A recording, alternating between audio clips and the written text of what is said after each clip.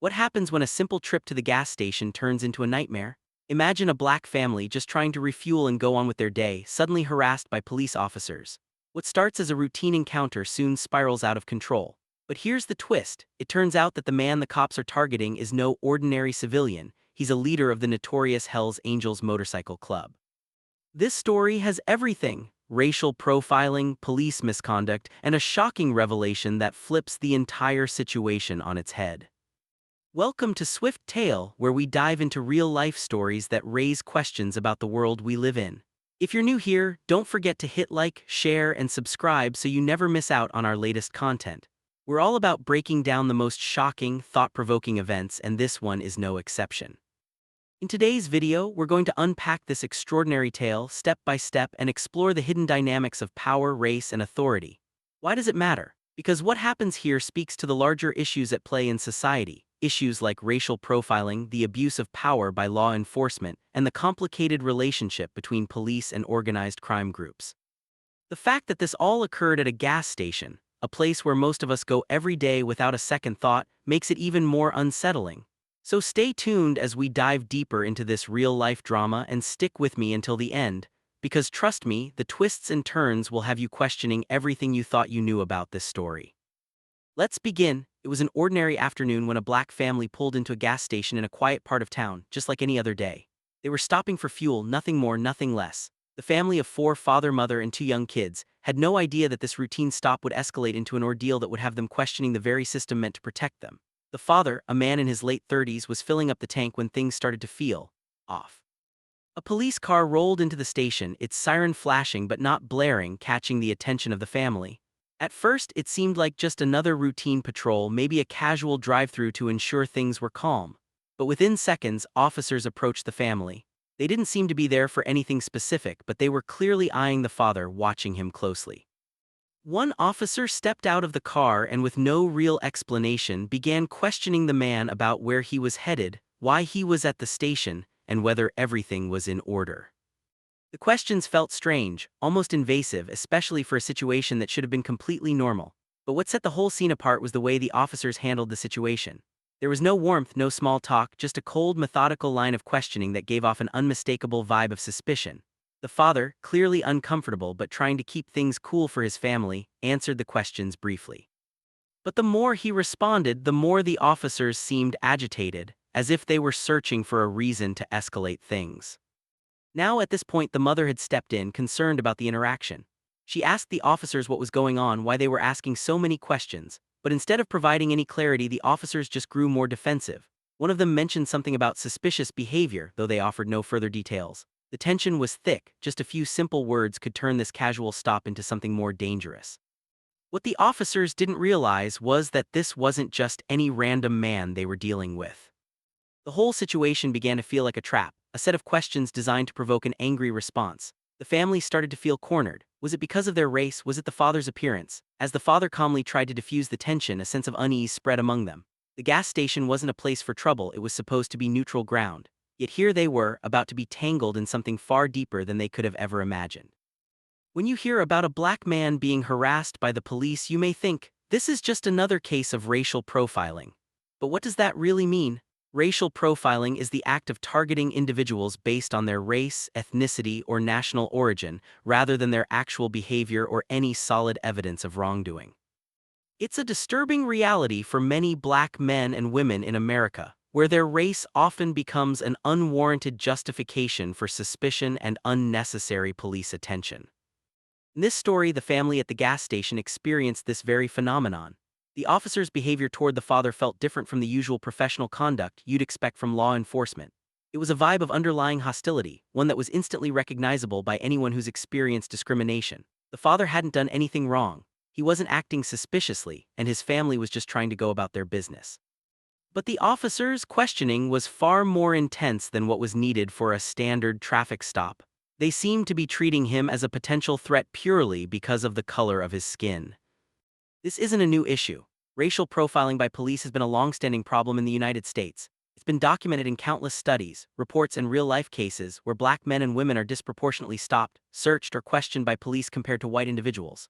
This unjust targeting is not just a minor inconvenience. It can escalate quickly, as we've seen in many tragic instances where black individuals have been hurt or even killed during these encounters.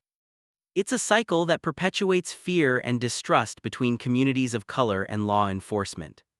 But the problem isn't just about one-off incidents or bad cops. It's systemic. The roots of racial profiling lie deep in a history of racial inequality and discrimination. Many police departments across the country have been criticized for training officers to view black men as inherently suspicious or dangerous. This kind of institutional bias can be subtle but devastating, influencing how officers behave even when they don't consciously recognize it. For this family, it wasn't just the officer's behavior that was problematic. It was the whole framework that allowed such behavior to happen in the first place. The fact that the family's innocent trip to the gas station could be interrupted and tainted by such an encounter speaks volumes about how pervasive racial profiling is in society. It's not just about this one interaction. It's about the broader culture within law enforcement that makes such actions feel permissible, even normal. This is why incidents like this one matter. They shine a light on the ongoing struggle for racial equality and justice in America. Every time a police officer pulls over a black person without cause or harasses them based on nothing but their appearance, it reinforces a system where certain groups are treated as more suspicious or less trustworthy than others, simply because of their race. And while some might think this is an isolated incident, it's part of a much larger pattern that affects millions of lives. At this point, you're probably wondering how the Hells Angels fit into all of this. After all, the story started as a routine, unsettling encounter between a black family and the police. But just when you think you know where this is headed, there's a major twist. Turns out, the man being harassed by the officers is deeply connected to one of the most infamous motorcycle gangs in the world, the Hells Angels.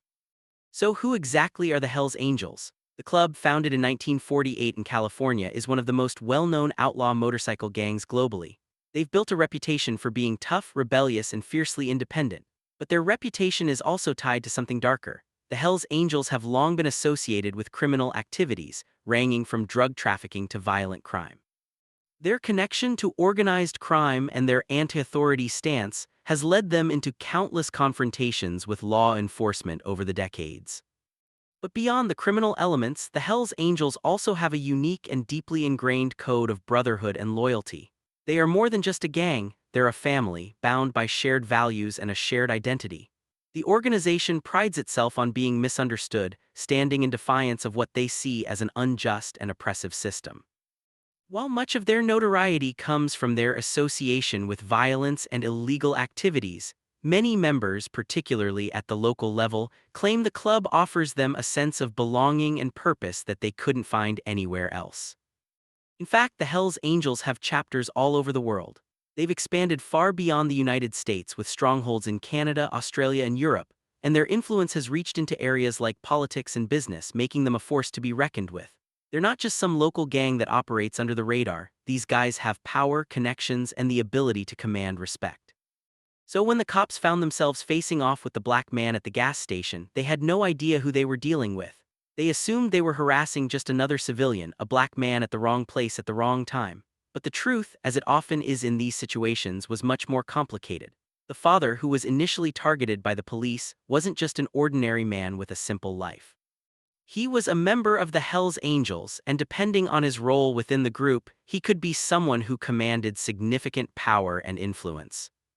This is where the story really starts to shift. The officers, caught up in their biases and assumptions, didn't see the bigger picture. They didn't realize that the man they were harassing had a network of allies who could, and would, make life difficult for anyone who crossed him. The Hells Angels were known for their solidarity and loyalty to their own, meaning any confrontation with one member could quickly spiral into something far more complicated and dangerous than a routine stop at the gas station. In this context, the father's involvement with the Hells Angels doesn't just add intrigue to the story, it redefines everything about how we see this situation. What started as an incident of racial profiling now takes on a whole new layer of complexity, one that speaks to the intersections of race, power, and social status, and the way society interacts with those who live on the fringes of the law. As the tension at the gas station escalated, neither the family nor the officers had any idea just how much more complicated things were about to get. The situation, which had started with a simple question about why they were at the station, was about to take a dramatic turn. The father, standing calmly, trying to de-escalate the encounter, had no intention of revealing anything more than he needed to. But it was in that exact moment, just as the officers were pressing harder with their questions, that something changed. One of the officers, who had been growing more impatient with the father's calm demeanor, took a step back. His eyes flicked to the man's leather jacket, a distinctive black vest adorned with patches and insignia that anyone familiar with the Hells Angels would recognize. There it was, a clear symbol of membership. This wasn't just any man. This was someone tied to a powerful organization. The officer's posture shifted from antagonistic to cautious in an instant. He knew he'd just uncovered something far bigger than a routine traffic stop. The moment was subtle at first, just a flicker of recognition, but that brief look in the officer's eyes spoke volumes. This man wasn't some random civilian, he was a member of the Hells Angels, a group known for being notoriously difficult to deal with. It was a shift in the power dynamic, and it didn't go unnoticed by the other officers. The tension was palpable. It was almost like the temperature dropped a few degrees. The casual, almost dismissive nature of the interaction was replaced by a more careful, almost wary attitude. But here's the thing, while the revelation might have made the officers more cautious, it didn't necessarily make them more respectful. If anything, the recognition of his Hells Angels affiliation could have made the situation even more dangerous. Officers who had been aggressive in their questioning might now hesitate, but it wouldn't be because they were suddenly understanding. Instead, it could be because they feared the potential fallout of dealing with someone connected to such a high-profile group. The police were now walking a fine line, and the family could feel it. The officers were still trying to maintain control, but now they were calculating their next move. What's even more fascinating is that the black man's identity as a Hells Angels member also revealed something about the dynamics at play between law enforcement and groups like the Hells Angels. Historically, the police have treated members of outlaw gangs with a mix of caution and disdain. They know these groups are deeply entrenched in illicit activities and often have violent tendencies. But there was something else in play here too, the perception of a black man in such a position. While the police might have been used to dealing with white members of the Hells Angels, the idea of a black man holding a position of power within such a notoriously white-dominated group would have been an unexpected challenge to their assumptions. It was a twist that added layers to the encounter. The officers now found themselves in a precarious situation. They couldn't simply bully this family without facing serious consequences. They had to tread carefully, but at the same time their initial reaction, racing to assume guilt based on race, didn't just vanish. The family's presence at that moment, the police's racist assumptions, and the sudden realization of who they were dealing with created a volatile mix of fear, caution, and misunderstanding. As the officers tried to regroup, the father remained composed. But inside, he must have been feeling a mix of frustration and power. On one hand, he had to keep cool for his family's sake, but on the other, he had the upper hand. He knew that the police had just walked into a situation that could spiral out of their control, and he wasn't about to let them forget who they were dealing with. As the tension at the gas station escalated, neither the family nor the officers had any idea just how much more complicated things were about to get. The situation, which had started with a simple question about why they were at the station, was about to take a dramatic turn. The father, standing calmly, trying to de-escalate the encounter, had no intention of revealing anything more than he needed to. But it was in that exact moment, just as the officers were pressing harder with their questions, that something changed. One of the officers, who had been growing more impatient with the father's calm demeanor, took a step back. His eyes flicked to the man's leather jacket, a distinctive black vest adorned with patches and insignia that anyone familiar with the Hells Angels would recognize. There it was, a clear symbol of membership. This wasn't just any man. This was someone tied to a powerful organization. The officer's posture shifted from antagonistic to cautious in an instant. He knew he'd just uncovered something far bigger than a routine traffic stop.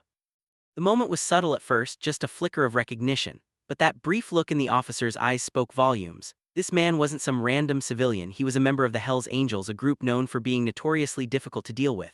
It was a shift in the power dynamic, and it didn't go unnoticed by the other officers. The tension was palpable. It was almost like the temperature dropped a few degrees. The casual, almost dismissive nature of the interaction was replaced by a more careful, almost wary attitude. But here's the thing, while the revelation might have made the officers more cautious, it didn't necessarily make them more respectful.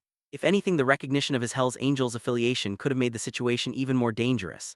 Officers who had been aggressive in their questioning might now hesitate, but it wouldn't be because they were suddenly understanding. Instead, it could be because they feared the potential fallout of dealing with someone connected to such a high-profile group. The police were now walking a fine line, and the family could feel it. The officers were still trying to maintain control, but now they were calculating their next move. What's even more fascinating is that the black man's identity as a Hells Angels member also revealed something about the dynamics at play between law enforcement and groups like the Hells Angels. Historically, the police have treated members of outlaw gangs with a mix of caution and disdain. They know these groups are deeply entrenched in illicit activities and often have violent tendencies. But there was something else in play here too, the perception of a black man in such a position. While the police might have been used to dealing with white members of the Hells Angels, the idea of a black man holding a position of power within such a notoriously white-dominated group would have been an unexpected challenge to their assumptions. It was a twist that added layers to the encounter. The officers now found themselves in a precarious situation. They couldn't simply bully this family without facing serious consequences.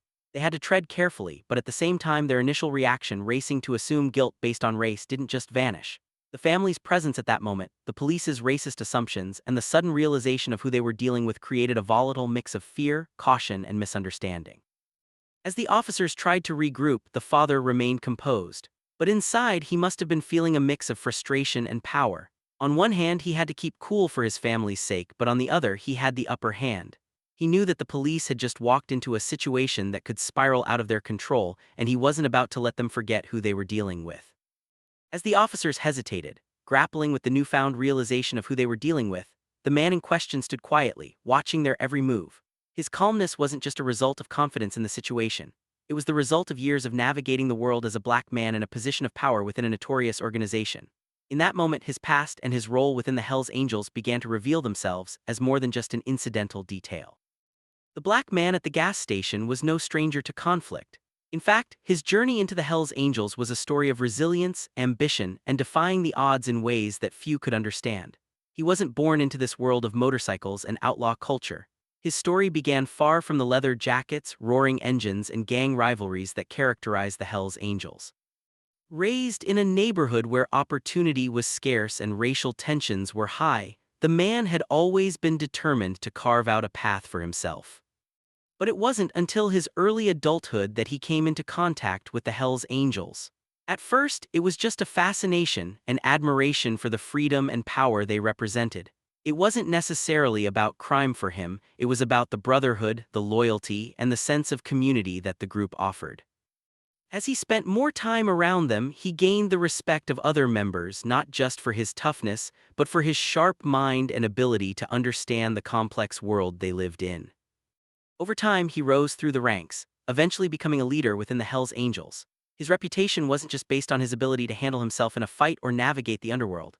It was his ability to bridge gaps, build connections, and lead with a sense of fairness that earned him respect. But what made his rise even more remarkable was the fact that he did it as a black man in a gang that, historically, has been overwhelmingly white. His presence in such a powerful position within the Hells Angels wasn't just an anomaly, it was a statement. The fact that he had managed to navigate this rough, exclusionary world was impressive in and of itself. But the racial dynamic at play was also incredibly complicated. The Hells Angels, like many other outlaw groups, had a deeply ingrained culture of racial homogeneity. The motorcycle world had often been an extension of the broader social divisions found outside of it, where racism and exclusion were rife. Yet this man had managed to not only survive but thrive within that environment, gaining influence and power in a space where his race might have otherwise made him an outcast. This wasn't just about the Hells Angels' reputation, though. It was about how the world perceived him. As a black man in a leadership position within one of the most infamous groups in America, he faced constant scrutiny from both outside the gang and from law enforcement. Police officers had their own biases when it came to who they thought was a real member of a gang like the Hells Angels.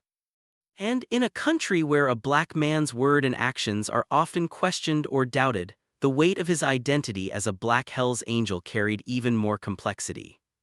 At the gas station, the officers weren't just confronting a man they thought was a threat.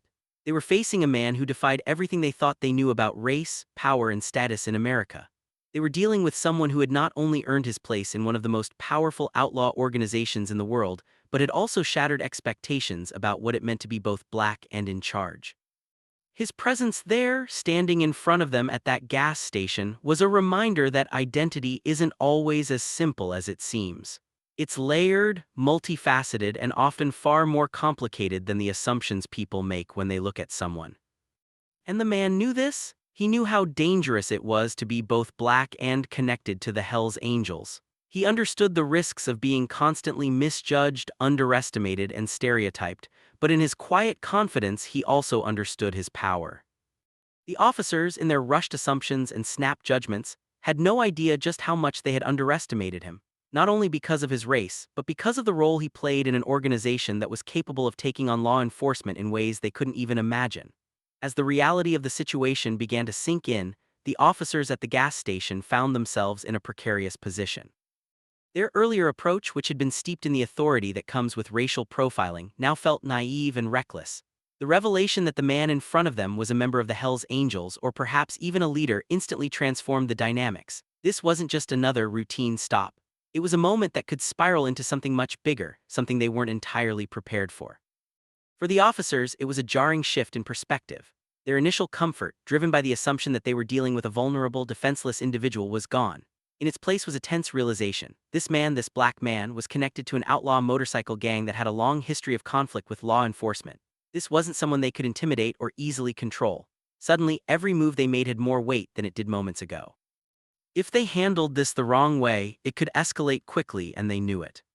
You could see the shift in their body language. The same officers who had been overly aggressive moments before were now standing a little straighter, their eyes darting to one another, exchanging looks that said everything they didn't want to voice aloud. They had been so certain of their approach, so sure they were in charge, but now that the tables had turned, they were realizing they didn't have the full picture. They had underestimated the situation, and it was clear they had no idea how to recover from that mistake. What's fascinating here is the interplay of power dynamics. Initially, the police officers had the upper hand. After all, they had badges, guns, and the assumption that they could always win these encounters. But the second they learned who the man was, the authority shifted. The officers were no longer in control, at least not in the way they had imagined. The black man, standing before them with the calm of someone who had faced far more dangerous situations in his life, now held a kind of quiet authority. In that moment, he wasn't just a black man with a target on his back. He was someone whose involvement in a powerful gang made him someone the police would have to tread carefully around. The officers knew that any misstep could ignite a backlash, not just from the Hells Angels but from the larger community. The gang's connections were far-reaching, and the reputation of overzealous police could quickly turn the situation into a full-blown public relations disaster. Even more, they would be dealing with a network of people who weren't just willing to fight back. They were organized, experienced, and unafraid of a confrontation with law enforcement. For the family, this shift in the officer's attitude must have been unsettling. The man's wife and children were left standing there, watching as the once aggressive officers now hesitated, unsure of their next move. The dynamic had shifted, but not in a way that was reassuring. Instead of the officers stepping back to apologize or change their tone, they simply became more cautious, more careful in their next steps. They weren't backing down, they were recalculating, realizing they had misjudged the situation entirely. This moment reveals something profound about how power works in our society. The father, by virtue of his association with the Hells Angels, held an unspoken power that the officers couldn't ignore. But that power, while undeniable, didn't change the fact that he was still a black man dealing with the systemic biases that come with that identity. Even now, with the officers' cautiousness taking over, they still viewed him through the lens of their initial assumptions. He was both a threat because of his race and a challenge because of his affiliation. It was a powerful reminder of how race and power intersect in deeply complex and troubling ways. In the end, the officers were left scrambling, unsure whether to continue with their questioning, to detain the family, or to let them go. The entire situation was teetering on the edge of something far more dangerous than they had anticipated. And yet, even in that uncertainty, it was clear the family wasn't backing down. They weren't about to be intimidated or bullied by anyone, not even by the police. What had started as a simple encounter was now a standoff, a battle of wills that neither side could easily win. The standoff at the gas station was more than just a moment of tension. It was an intense clash between authority, identity, and the deeply ingrained biases that often shape interactions between law enforcement and marginalized communities. The officers, now aware of who they were dealing with, found themselves in an uncomfortable position, their initial confidence replaced with doubt. The father, calm and collected, knew this moment could either diffuse or escalate depending on how it was handled. For the family, the tension was unbearable. They had come to the gas station for a simple task, refueling their car, but now they were stuck in a high-stakes encounter that could go in any direction. The officers who had initially questioned the father with an air of superiority were now clearly uneasy. Their body language had shifted. One officer adjusted his stance, while another glanced at his partner, trying to read the situation. They were no longer sure what to do, but they were also unwilling to admit that they had miscalculated. The father, however, remained unshaken. His years of experience in navigating both the worlds of law enforcement and the Hells Angels had given him a unique perspective on how power and intimidation worked. He knew that the key to surviving this moment wasn't just about physical presence or defiance, it was about control of the situation. And control, he understood, was more than just the ability to resist. It was the ability to maintain composure when others expected you to react. As the seconds stretched into what felt like minutes, the father didn't flinch. He didn't argue or shout. Instead, he simply stood his ground waiting for the officers to make the next move. His silence spoke volumes, loud enough that it forced the officers to reconsider their approach. They had expected a confrontation, but what they got was something far more complicated. They were used to having the upper hand, to seeing people cower when faced with their authority. But here, in front of them, was someone who refused to be intimidated. This wasn't just about the man's role in the Hells Angels, it was about how society perceived him.